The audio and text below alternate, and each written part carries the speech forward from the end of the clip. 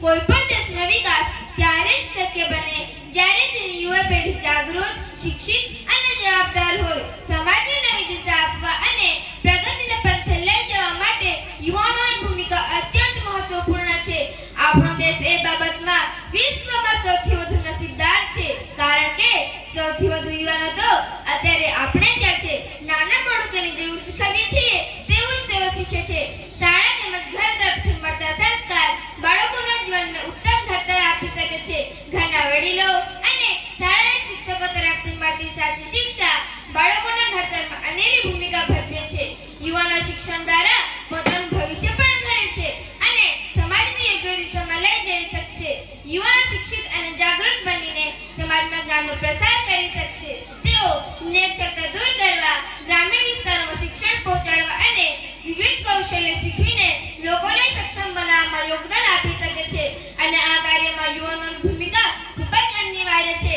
તાજેતરના દિવસોમાં આપણા ઈસરોના વૈજ્ઞાનિકોએ, જેમાં યુવાન વૈજ્ઞાનિકોની પણ મોટી સંખ્યા રહી છે, ચંદ્રયાને સફળતાથી ચંદ્ર પર ઉડાન કરાવ્યું છે.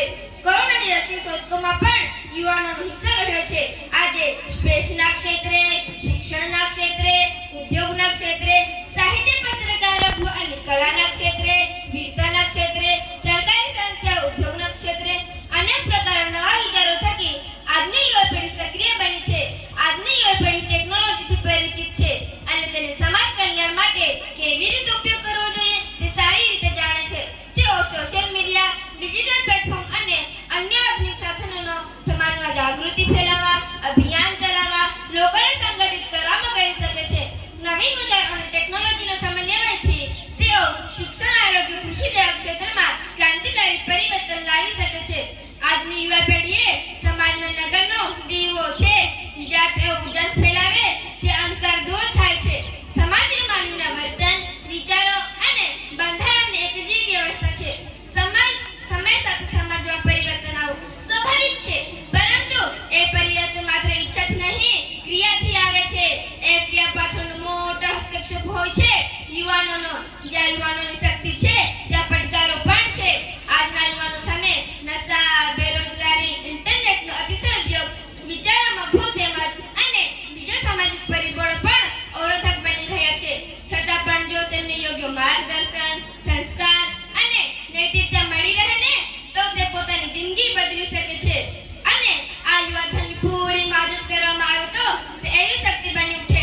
રાષ્ટ્રનું ઘડવણ તો બની જ શકે, પણ આખા રાષ્ટ્રને વિશ્વનું ઘડવણ બનાવી શકે છે એવી શક્તિનો પ્રચંડ સ્ત્રોત એમનામાં રહેલો છે. દેશનું ભવિષ્ય એ આજના યુવાનોના હાથમાં છે. જો તેઓ યોગ્ય દિશામાં આગળ વધશે તો દેશને નવા શિખરો સુધી લઈ જઈ શકશે. તેમને જોઈએ કે તેઓ પોતાની ક્ષમતાઓને ઓળખીને દેશના વિકાસમાં યોગદાન આપે. યુવાનો વીજળી જેવા છે. જો દિશા સાચી હોય તો આખા રાષ્ટ્રને પ્રકાશિત કરી શકે છે. યુવાનો રાષ્ટ્રની સુકાની અને ભાગ્ય વિધાતા બની જ શકે છે. તેટલું જ સામર્થ્ય ધરાવે છે. જો તેઓ સંસ્કાર, જવાબદારી અને દેશપ્રેમથી આગળ વધશે ને તો દેશને આખા વિશ્વમાં શ્રેષ્ઠ બનાવી શકશે. એટલે જ કહેવાયું છે ને, જ્યાં યુવા છે ત્યાં શક્તિ છે, જ્યાં શક્તિ છે ત્યાં પ્રગતિ છે. યુવાનોનું યોગદાન એ દેશના ભવિષ્ય માટેનું સોળમૂળ પાયો છે. અસ્તુ. જય હિન્દ, જય ભારત, જય જય ગરવી ગુજરાત. વાહ, સરસ. આ મજાનો સંદેશ આપી છે. સરસ.